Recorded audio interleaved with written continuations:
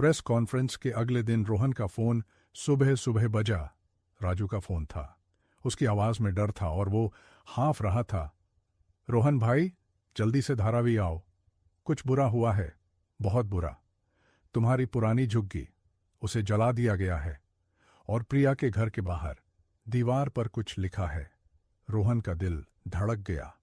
उसने प्रिया को देखा जो अभी भी सो रही थी और बिना शोर किए तैयार होकर बाहर निकल गया।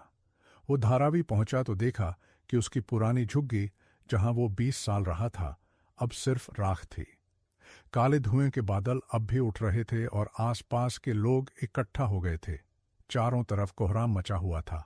औरतें रो रही थीं, बच्चे डरे हुए थे और पुरुष आग बुझाने की कोशिश कर रहे थे।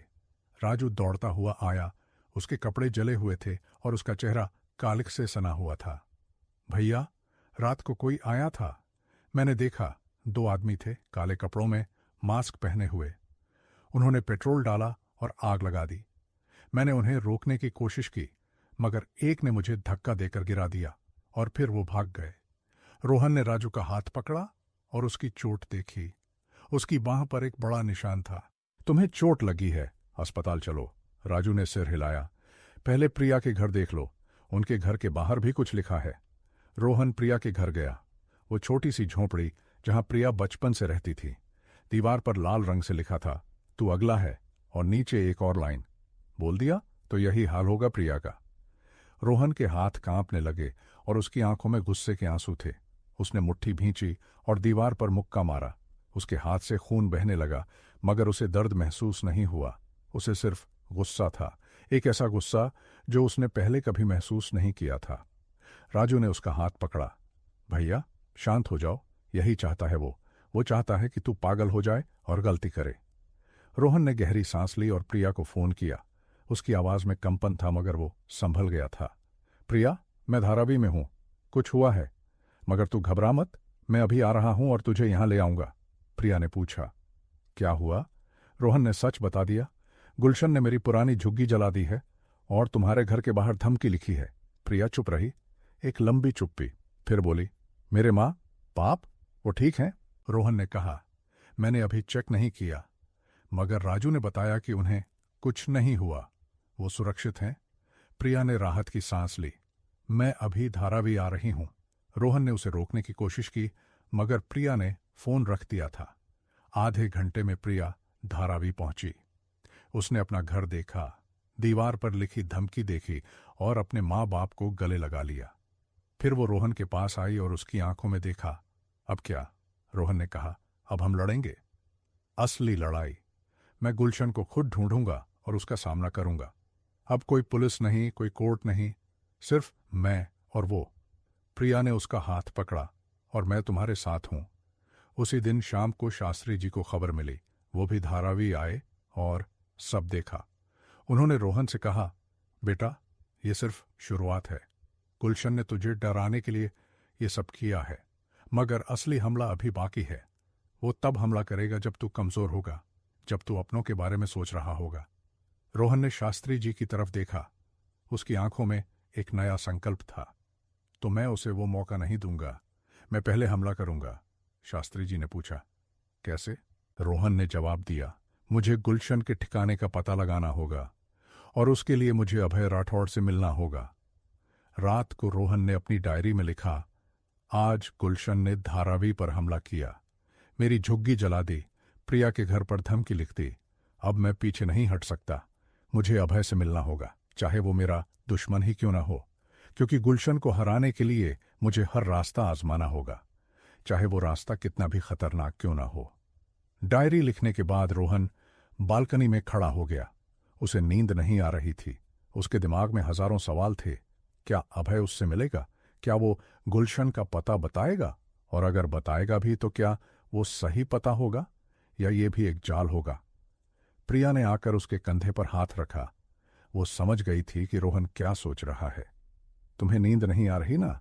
रोहन ने सिर हिलाया। मैं सोच रहा हूं, क्या मैं सही कर रहा हूं? अभय से मिलना, यह सबसे मुश्किल फैसला है जो मैंने लिया है। वो मेरा दुश्मन है। उसके पिता को मैंने जेल भेजा और अब मैं उससे मदद मांगने जा रहा हूं। प्रिया ने उसके बगल में खड़े होकर कहा, तुम मदद नहीं मांग रहे हो रोहन, तुम जानकारी लेने जा रहे हो, और ये कोई कमजोरी नहीं है, ये समझदारी है। गुलशन को हराने के लिए तुम्हें हर संभव रास्ता देखना होगा, चाहे वो अभय से होकर ही क्यों ना गुजरे। रोहन ने प्रिया की तरफ देखा। उसकी आंखों में एक भरोसा था जो उसे हर बार हिम्मत देता था। तुम सही कहती हो, मैं कल सुबह अभय से मिलने जाऊंगा और मैं उससे गुलशन का पता लेकर ही आऊंगा। प्रिया ने उसका हाथ पकड़ा। और मैं तुम्हारा इंतजार करूंगी, चाहे कितनी भी देर हो। उस रात दोनों बालकनी में खड़े रहे, चुपचाप, एक दूसरे का हाथ पकड़े हुए। मुंबई की रोशनियां दूर तक फैली हुई थीं और समंदर की लहरों की आवाज उन्हें एक अजीब सी शांति दे रही थी। रोहन को लगा जैसे ये शांति कल तक नहीं रहेगी। कल से एक नई जंग शुरू हो जाएगी, एक ऐसी जंग जो उसकी जिंदगी को हमेशा के लिए बदल देगी। अगली सुबह रोहन ने राजू को फोन किया और धारावी वालों की मदद का इंतजाम किया। उसने अपने पैसे से कुछ परिवारों की मदद की और झुग्गी वालों के लिए अस्थायी टेंट का इंतजाम करवाया। राजू ने कहा, भैया तुम चिंता मत करो, मैं यहां संभाल लूंगा, तुम अपना काम करो, गुलशन को ढूंढो और उसका सामना करो। रोहन ने राजू को गले लगा लिया। शुक्रिया राजू, तू मेरा भाई है, हमेशा से। रोहन तैयार होकर राठौड़ इंडस्ट्रीज की तरफ निकला। उसने वही नीला सूट पहना और अपने पिता की तस्वीर अपनी जेब में रखी। उसे लगा जैसे उसके पिता उसके साथ हैं, हर कदम पर, हर फैसले में। रास्ते में रोहन ने प्रिया को फोन किया। उसकी आवाज में एक अजीब सी शांति थी और वो पहले से ज्यादा संतुलित लग रहा था। प्रिया, मैं अभय से मिलने जा रहा हूं। मुझे पता है तू चिंता करेगी, मगर मैं ठीक हूं, मैं जानता हूं क्या करना है। प्रिया ने कहा, बस एक बात याद रखना रोहन, तू जो भी करे मैं तेरे साथ हूं, हमेशा। रोहन ने फोन रखा और राठौड़ इंडस्ट्रीज की बिल्डिंग में दाखिल हुआ। बड़ी सी बिल्डिंग जिसमें उसके पिता ने 20 साल पहले काम किया था, वही इमारत जहां से देवराज ने सब कुछ चलाया था, और अब वही इमारत अभय की थी। रोहन को लगा जैसे वो इतिहास में कदम रख रहा है, अपने पिता के इतिहास में, अपने परिवार के इतिहास में। एलिवेटर में खड़े होकर उसने अपने पिता की तस्वीर को छुआ और बुदबुदाया, पापा ये सब आपके लिए, आपके सच के लिए। एलिवेटर के दरवाजे खुले और सामने अभय का ऑफिस था, बड़ा सा, शानदार। दीवारों पर राठौड़ इंडस्ट्रीज की तस्वीरें और एक कोने में देवराज की बड़ी सी तस्वीर। अभय अपनी कुर्सी पर बैठा था। उसने रोहन को देखा और मुस्कुराया, एक ठंडी खतरनाक मुस्कान। रोहन ने अभय के सामने बैठते हुए कहा, मैं बिजनेस के लिए आया हूं। तुम्हारे पास कुछ है जो मुझे चाहिए और मेरे पास कुछ है जो तुम्हें चाहिए। अभय ने अपनी कुर्सी पीछे झुकाई और रोहन को देखा। दिलचस्प, चल सुनते हैं। रोहन ने अभय के सामने बैठते हुए सीधा सवाल किया, मुझे गुलशन का ठिकाना चाहिए। बदले में मैं कोर्ट में गवाही दूंगा कि तुम देवराज के अपराधों में शामिल नहीं थे। अभय की आंखें चमक गईं। उसने रोहन को घूर कर देखा। तू ये करेगा मेरे लिए? तू जानता है कि मैं तेरा दुश्मन हूं, मेरे पिता को तूने जेल भेजा है। रोहन ने बिना पलक झपकाए जवाब दिया, मैं तेरे लिए नहीं कर रहा, मैं अपने लिए कर रहा हूं, गुलशन को हराने के लिए, और अगर इसके लिए मुझे तेरे साथ सौदा करना पड़े तो मैं करूंगा। अभय ने कुछ सोचा और फिर अपनी मेज की दराज से एक कागज निकाला। ये रहा गुलशन का पता, वर्सोवा में एक पुराना बंगला। मगर एक बात याद रख, मैंने तुझे ये पता दिया है, मगर मेरा गुलशन से कोई संबंध नहीं है, वो मेरे पिता का आदमी है। रोहन ने कागज लिया और बिना कुछ कहे उठ गया। जैसे ही वो दरवाजे के पास पहुंचा, अभय ने उसे आवाज दी, रोहन, मैं तुझे एक बात और बताना चाहता हूं। गुलशन को पकड़ना आसान नहीं होगा, वो बहुत चालाक है, मगर तू उसे हरा सकता है, मगर इसके लिए तुझे उससे ज्यादा चालाक होना होगा। रोहन ने पीछे मुड़कर अभय को देखा। वो जानता था कि अभय सच नहीं बोल रहा था। अभय और गुलशन वो एक साथ थे और वो दोनों उसे धोखा देना चाहते थे, मगर रोहन तैयार था। उसने पहले ही शास्त्री जी को सब बता दिया था और वो एक प्लान बना चुके थे। रोहन ने बिल्डिंग से बाहर निकलते हुए शास्त्री जी को फोन किया। पता मिल गया है, वर्सोवा। मगर शास्त्री जी, ये एक जाल है।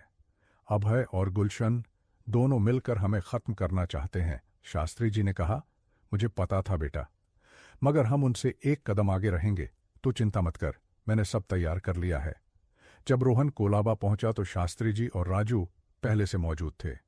राजू के हाथ में एक पुराना बैग था और शास्त्री जी के हाथ में एक छोटी सी डिबिया।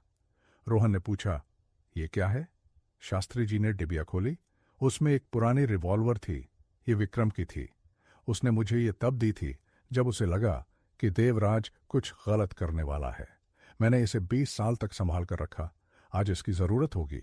रोहन ने रिवॉल्वर को देखा कर उसके हाथ कांप रहे थे। उसने पूछा, क्या हमें इसकी जरूरत पड़ेगी? शास्त्री जी ने उसकी आंखों में देखा। मुझे उम्मीद है कि नहीं, मगर तैयार रहना। ये कोई खेल नहीं है बेटा, ये जान का सवाल है। रोहन ने गहरी सांस ली और सिर हिलाया। उसे पता था कि कल सब कुछ बदल जाएगा। कल वो गुलशन का सामना करेगा और वो जीतेगा या हारेगा ये उसके हाथ में नहीं था। मगर एक बात पक्की थी, वो डरेगा नहीं, क्योंकि डर हार की शुरुआत है और रोहन राठौड़ हारने के लिए पैदा नहीं हुआ था।